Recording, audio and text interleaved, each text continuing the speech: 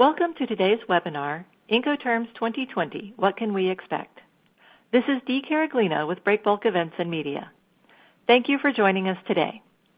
Before we begin, please ensure your best experience by consulting the notes on the screen.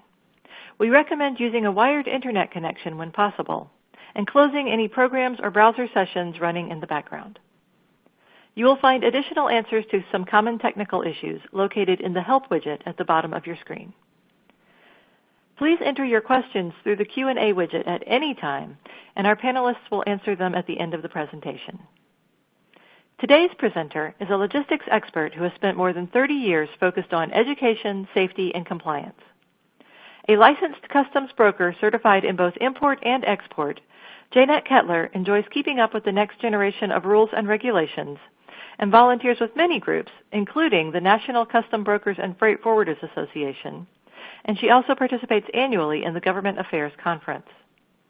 She will be joined for the Q&A session by our second panelist, Attorney Ed Greenberg of GKG Law. He has represented individual and trade association clients, as well as major industrial rail shippers, oil companies, and numerous international freight forwarders before a number of federal agencies. And now, I'd like to welcome UTC Overseas Branch Manager and Incoterms expert, Janet Kettler.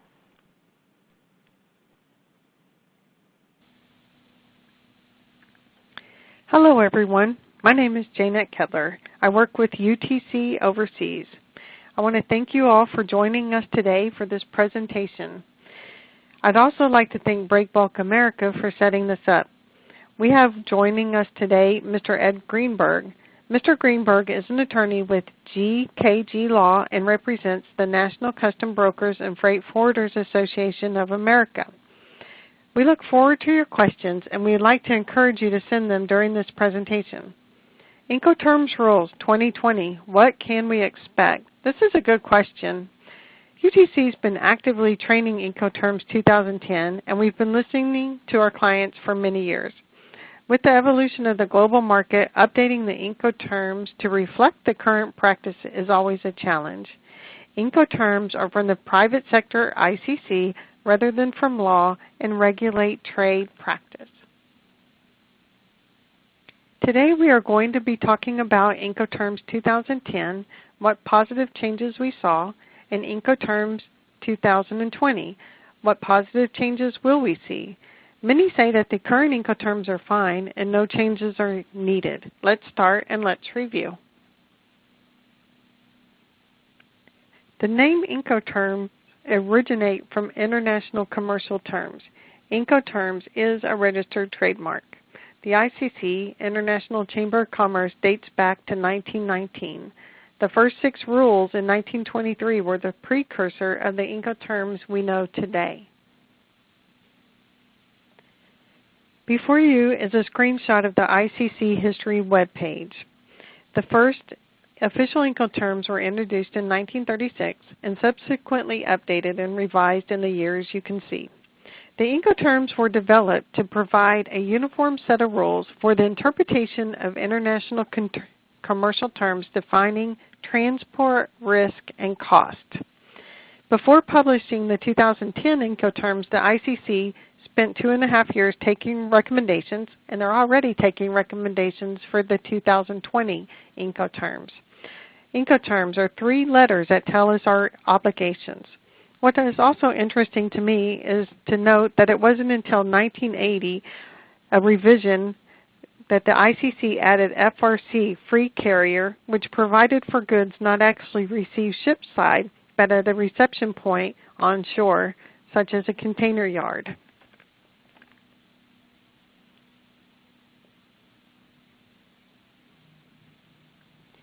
Each Incoterm has 2 components, the term name and the named point and place. It's very important that you complete both components of your Incoterm. Example is X work, seller's warehouse located at, RDDP, delivered duty paid, buyer's warehouse located at. Still today, we do not see the second component of the Incoterms, and this can cause confusion between the buyer and the seller.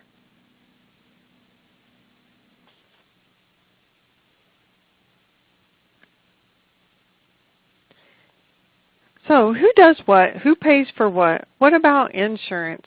Again, as stated, Incoterms define transport, risk, and cost. It's always good practice to review your Incoterms book when you're purchasing or selling globally. Understanding your responsibilities will eliminate confusion or unexpected cost or risk. What about the final delivery?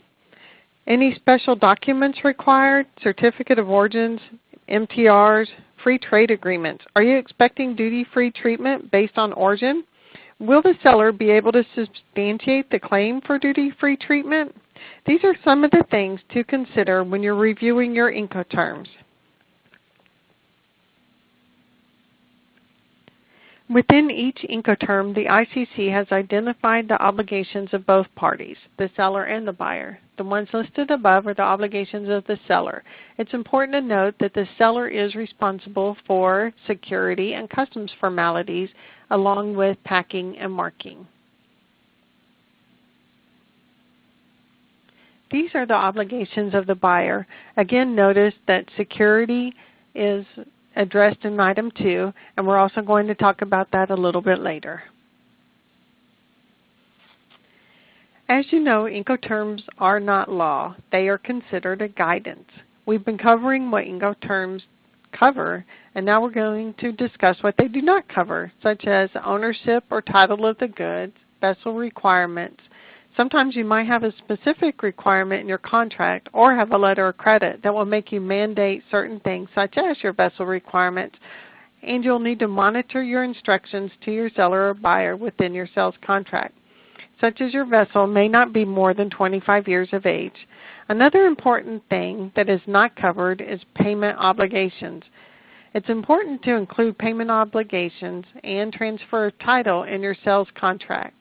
It's a constant question under Incoterms, where does ownership change or transfer, and a constant recommendation. However, we do not see this changing in 2020, as Incoterms are a guidance only and not a body of law. Things to keep in mind when choosing your Incoterm. Incoterms cover the fundamental terms of the movement of the cargo. Documentation. Who's going to arrange for the documentation? Cost. Who is responsible for the various costs? Control. Who has control? And of course, liability. Who is exposed to the economic loss if the cargo is damaged? Sellers and buyers have to agree on exactly what on board is. You should choose a term appropriate to the goods, to the means of transport, and to any obligations. Specify the name, place, and port as precisely as possible. Incoterms are part of a contract of sale, not the entire contract, and they do not cover pricing, payment, transfer of title, or breach of contract consequences. You should watch your security-related responsibilities, and the seller is responsible for export clearance under all rules except Ex-Works. These are pictures of the MOL Comfort that was on its way from Singapore to Saudi in 2013. It was loaded with over 7,000 TEUs, and it cracked midship during bad weather. The vessel eventually broke into two and sank at two different dates about 10 days apart. They said that this vessel sank because of incorrect misdeclared weights and stability calculations. Under your Incoterms, under Ex-Works, F-terms, or C-terms, your buyer would bear all risk in this case. Under D-terms, would the seller have responsibilities?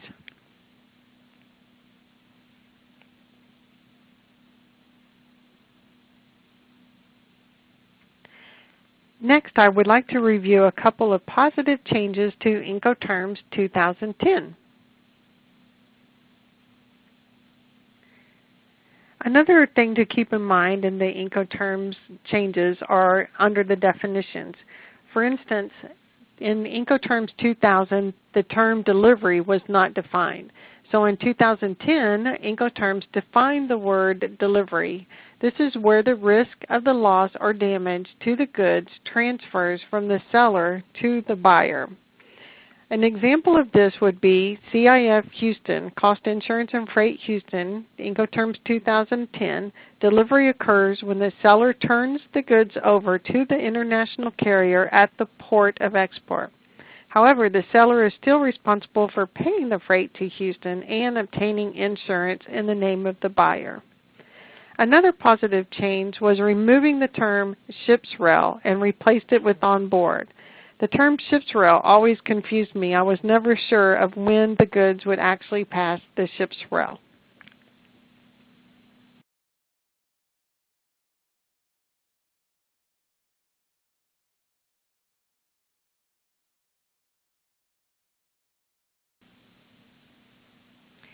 In 2010, we had two new terms, DAT and DAP, delivered at terminal and delivered at place. We had 4 terms eliminated, and out of the 4 terms that were eliminated, basically we really only used one, which was DDU. We've seen to adapt very quickly, and now we're used to the DAT and DAP, which make a lot more sense than the DDU terms.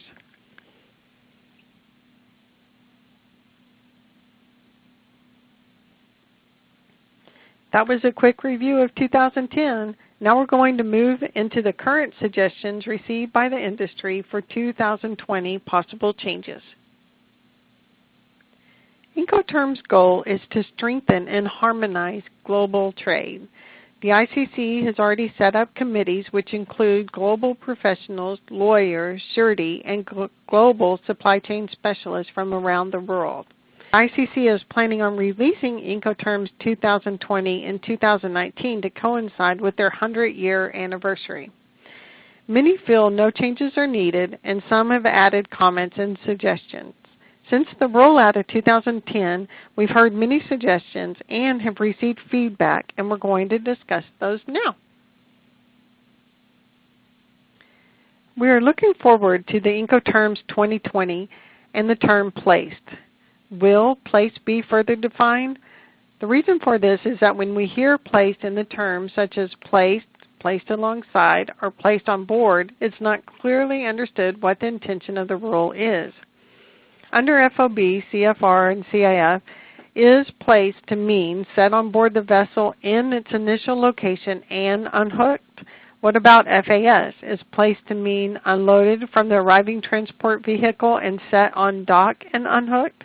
This should be more clearly defined and not left up to the buyer and the seller's interpretation.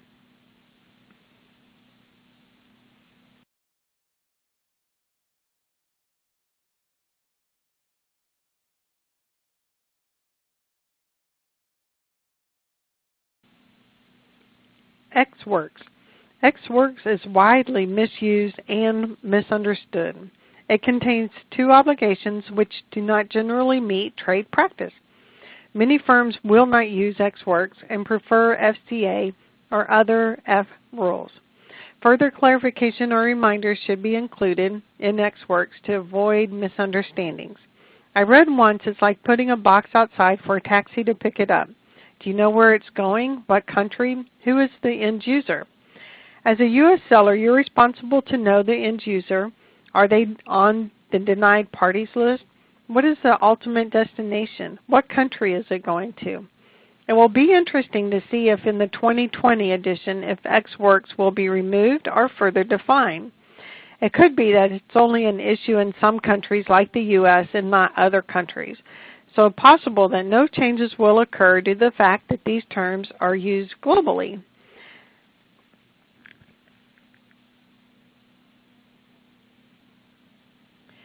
FCA, free carrier. Suggestion has been made to split this into 2 terms.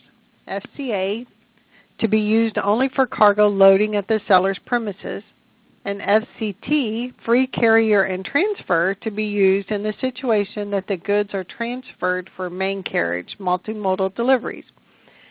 The seller's risk is until delivered at the named place, and the buyer's risk starts at time of delivery. The delivery from the seller's premises, the seller is responsible to load the goods onto the transport vehicle. If delivery is other than the seller's premises, the seller is not responsible for unloading at the named place of delivery. FCA is one of the best rules as it is the most versatile. The ICC wants to limit the number of rules to make selecting the best rule easier. Perhaps a better solution, instead of splitting the term, is to further clarify in the Incoterms book how to properly express the current FCA options within a sales contract.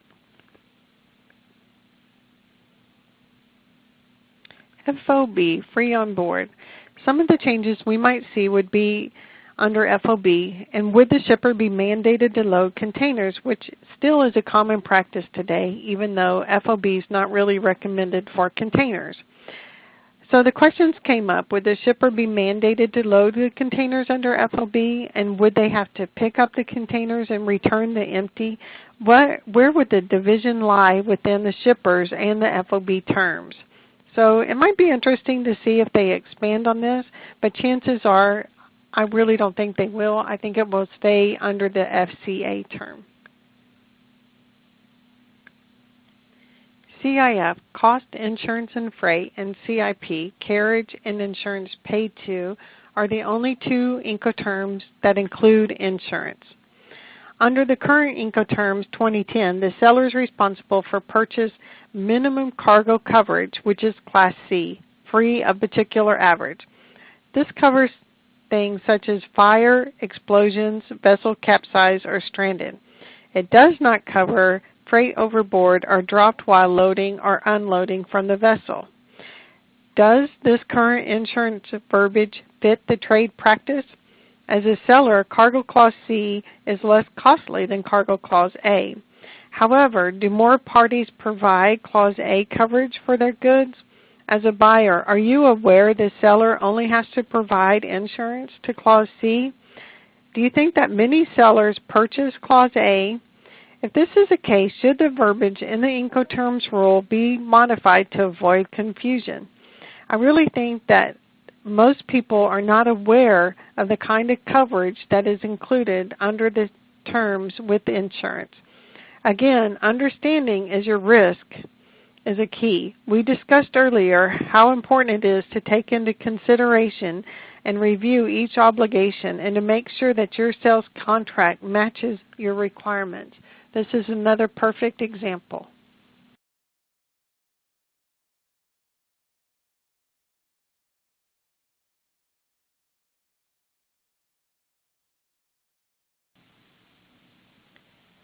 DDP, Delivered Duty Paid. This one I could talk about for hours. This one's known as the buyer's dream and the seller's nightmare. Many countries have VAT tax, and this becomes a fiscal credit for the consignee. It's clear that the right procedure is to indicate DDP excluding VAT. But in reality, this is not possible due to the fact that most countries' fiscal authorities will not accept split payments, meaning that the payment of the customs duties, taxes, and VAT must be completed in a single payment. Further to the VAT, there are some countries with fiscal payment associated to the import declarations. In the specific case of Peru, they have one called perception, which is an advance payment of the selling VAT for the importer of record and due upon the import process, thus becoming a fiscal credit. So in conclusion, no rule change required based on the premise that Incoterms rules are meant to work in most any circumstance. However, they cannot precisely fit all operation and trade practice variations at certain locations around the globe. Or maybe, perhaps, we could educate parties to refer to the precise verbiage in rules articles and guidance notes, and where local practices warrant, to add additional clarification and verbiage in the sales contract. For instance, if you still want to purchase DDP, maybe the seller could reimburse the buyer for the duties and the fees.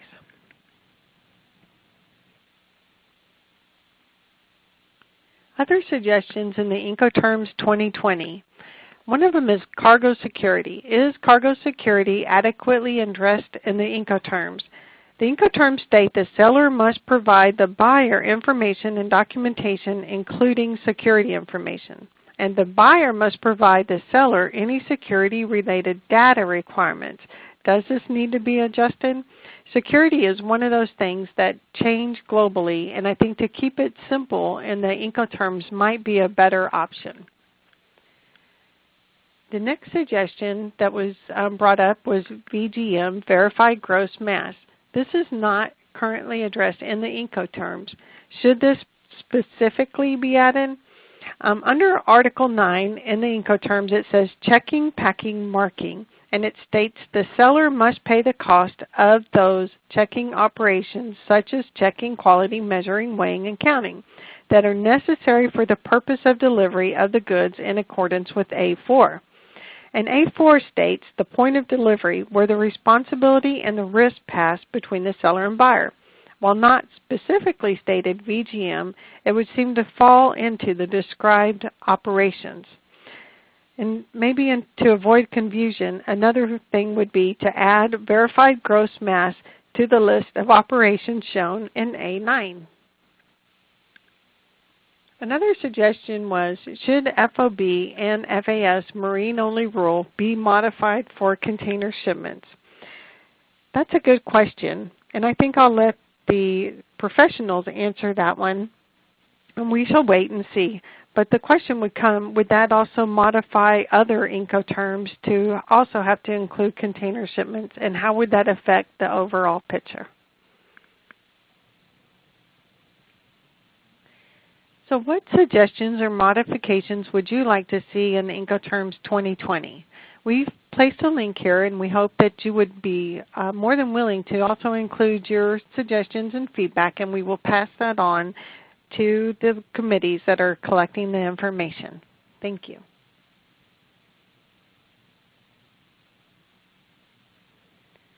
You can search the ICCbooks.com and find a lot of information available to you on Incoterms. I would recommend to review this site. There's also a guide to Incoterms. There's guides for importing and exporting. It has a lot of valuable information, and it covers more detail of some of the topics today that we reviewed, such as the history. I want to thank you for listening to my presentation today, and I'm going to turn it back over to Breakbulk America, and we're going to start on the question and answer process. Thank you again.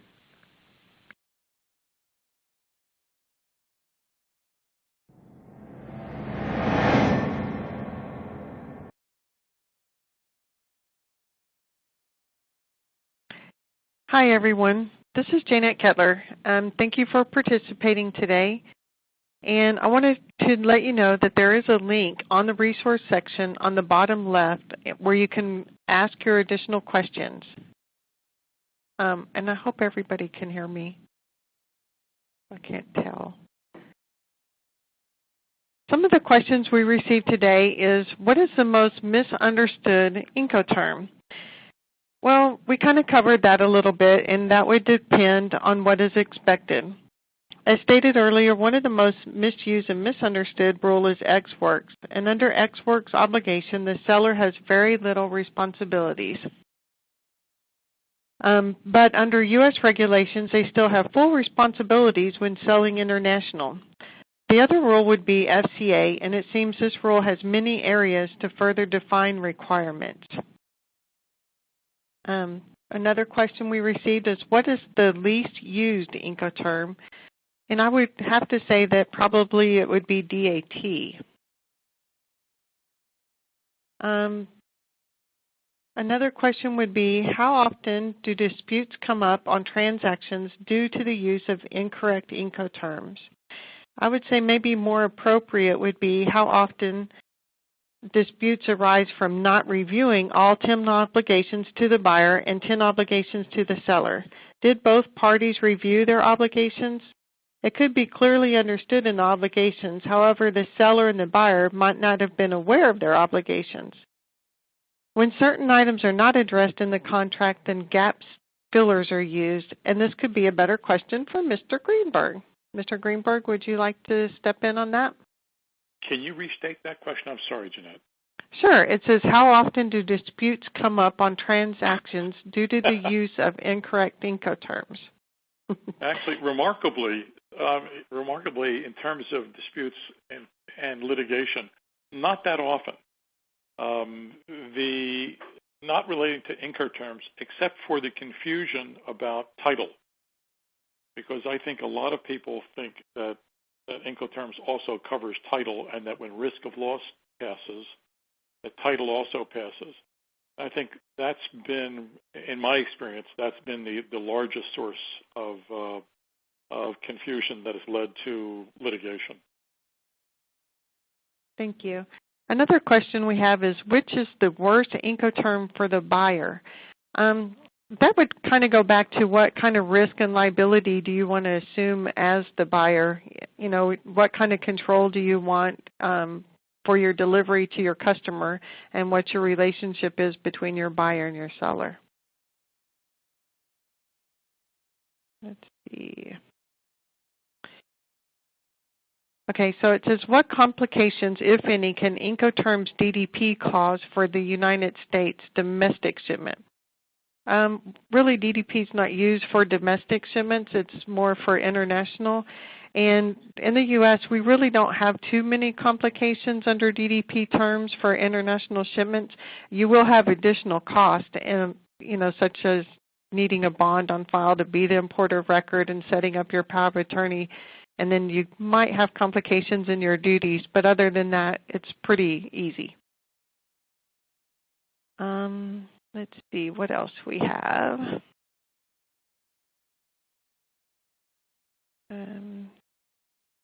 I don't really see any other questions. Will exports be excluded? It's hard to say, and I don't really have the answer for that one. Who owns responsibility to create the commercial invoice for ex-work shipment? Actually, the seller is a responsible party for any commercial invoice, but they're trying to give away some of their responsibility when they're using ex-work terms, and it's not really legally possible. Ed, what do you think about ex-works terms and what the legal responsibility is with that? Well, I agree with what you just said, and I think that's been a source of some, I guess, consternation in the trade, because for years I know that companies were selling on an ex-works basis, and would, in following up on that question that you just raised, and would take the position that they had no obligation whatsoever after they when the goods were picked up, and they had no obligation to provide any data to the seller, to the buyer, or to the government. And the government made it clear that was not acceptable. And just as you mentioned, that the seller is always required to provide any information necessary to determine whether or not the goods are subject to any licensing requirements, whether the ultimate consignee is going to pose a denied party, or whether it's going to a sanctioned country. So the attempts by a number of companies to, I guess, shirk their responsibility under U.S. law by using ex-works, it really is ineffectual these days. Thank you for that. I'm sorry, just give me a second to read here.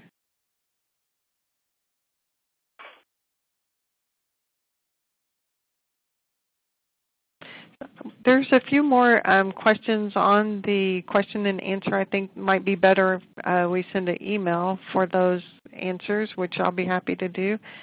There's a question, what is the best Incoterm to go for during international sales?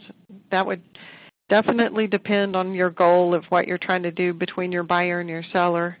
And as we mentioned earlier, you can go to the ICC webpage. You can purchase books. There's a lot of guides, a lot of samples you can read in there to make sure what you're trying to accomplish with your sale matches with the Incoterm that you're choosing. This one. That one.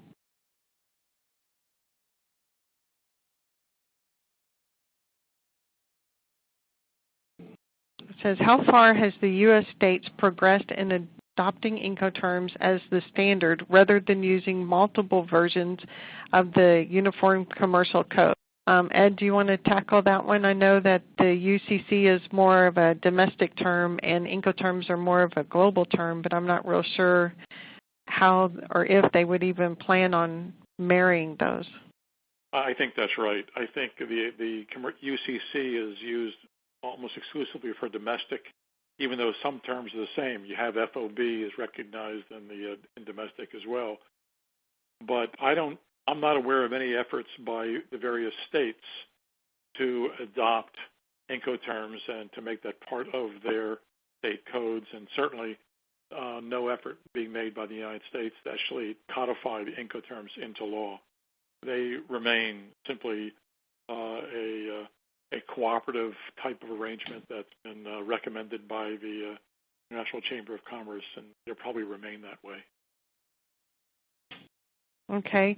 And then we have a question here about the number of participants.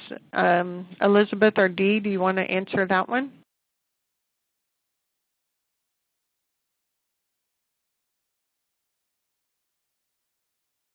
It looks like we had about 100 people signed in. Okay, thank you. That's a very good number for a webinar on Incoterms on 2020 on something that's not going to be out until 2019. So we definitely appreciate everybody signing in. And I will turn it back over to Dee and Elizabeth. All right. It looks like we have a couple of other questions. Says, for FCA, who is responsible for export clearance from the U.S./filing AES? Is that something we could answer quickly, or is that a longer thing you might want to answer by email? I think we can answer that one. Export clearance, the person responsible for filing is always the U.S. principal party of interest. So it depends on your transaction of who would be the appropriate person to file your AES, but it is the person, the United States principal party of interest person in most cases. There is one exception, and that's relating to what they call routed exports. And in that case, the foreign principal party of interest may also take on the responsibility for doing that, but certainly in the large majority of cases, it would be the U.S. exporter. That's a good point. Thank you. I see another question here that says, given there are no major issues anticipated with 2020, does that speak to the effectiveness of the process in past decades to avoid and eliminate contention? I will let Ed answer that one. I agree with that. I think, the fact that we're scratching around and trying to figure out how they can be fine-tuned, I think it speaks greatly to how effective the Incoterms are in avoiding disputes. I think it's a good way for parties to structure their transactions, and because I think the rules of the road are pretty well understood. Here's another question. Can you please discuss in more detail the advance payment by the exporter of record for VAT, taxes, and fees during a DDP shipment? Is this becoming more widely accepted? That would have to be a discussion or a decision made, I think, between your sales contract and if that's what you want to do. If the exporter of record's not really responsible for the VAT except for under DDP shipments, so you would, and because in some countries you have to make a single payment, that would be something you would want to outline in your sales contract. Do you agree, Ed? Yes, I do. Okay. Some more questions are coming in. Where do I find insurance is covered, as I didn't know that if a container is dropped? Okay, that's a good question. I don't think a lot of people understood what insurance coverage is, and you can get more insurance, more information whenever you purchase your insurance through your freight forwarder or your customs broker or carrier. Whoever is issuing the insurance, there's clause A, B, and C, and you can definitely get more information on that at time of purchase of the insurance.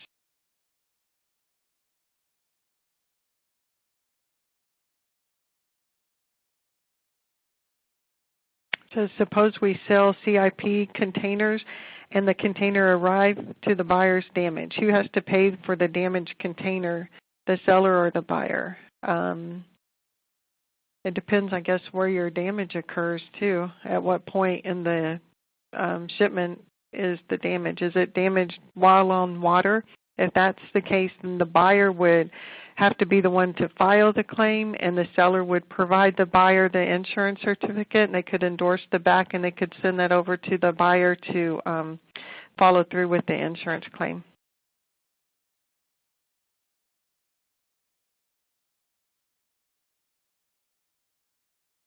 I see one here that says, does a seller using DDP terms have to have a POA in the destination country in order to use DDP? Yes. I can't answer for all countries, but in the U.S., yes, you would have to provide, the seller would have to provide a power of attorney to allow their name to be the importer of record.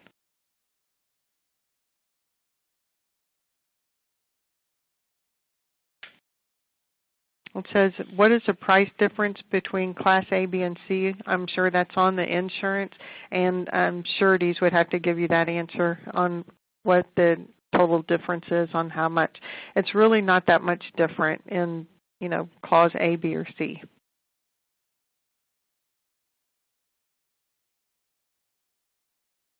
I see one here that says, why would anyone use FOB for anything other than large breakbulk project cargo? Why would anyone use FOB for other than large breakbulk cargo? You would use it for grain and ores and other kind of commodities, and that's what it was intended for. And you can also use a string cell under FOB, which is a new definition in the 2010 Incoterms. I see one more question. It says, we currently sell FOB origin port and want to move the business to FOB destination port. What concerns should we have? I'm not sure if I would still call it FOB destination port. It might be more CFR, and it's just where your risk will transfer at the time of your shipment.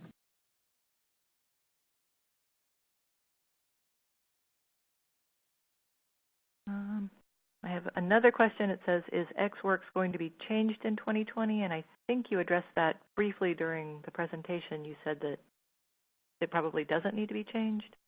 I don't really expect that it will be changed.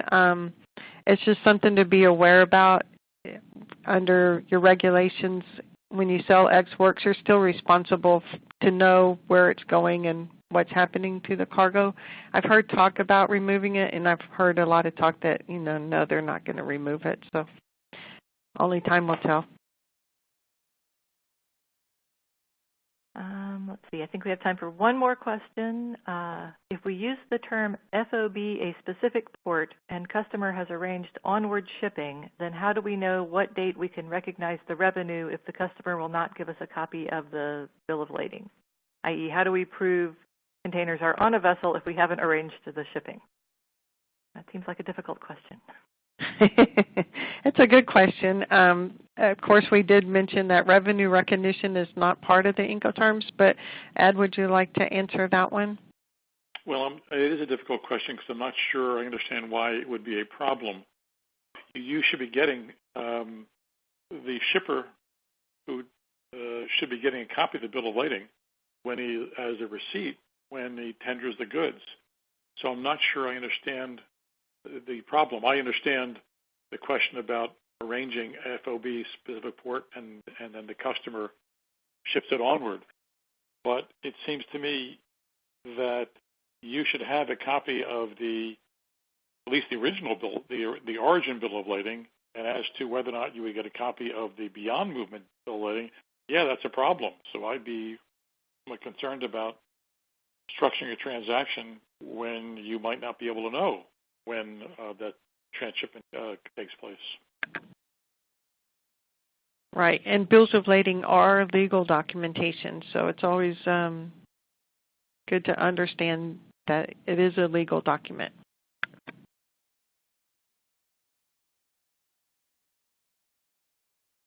Other than bulk cargo, aren't most liner terms hook-to-hook loading included? It could be, but it could be arranged that it's not. It's something. It's something that is based on your carrier, but it really isn't in part of the Incoterm. Does anyone else have any questions for Jeanette or Ed?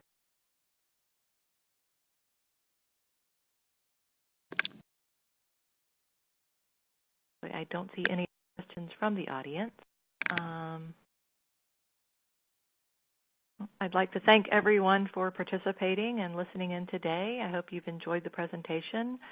If you would please take a moment to complete our short survey in the widget bar, that will help us improve.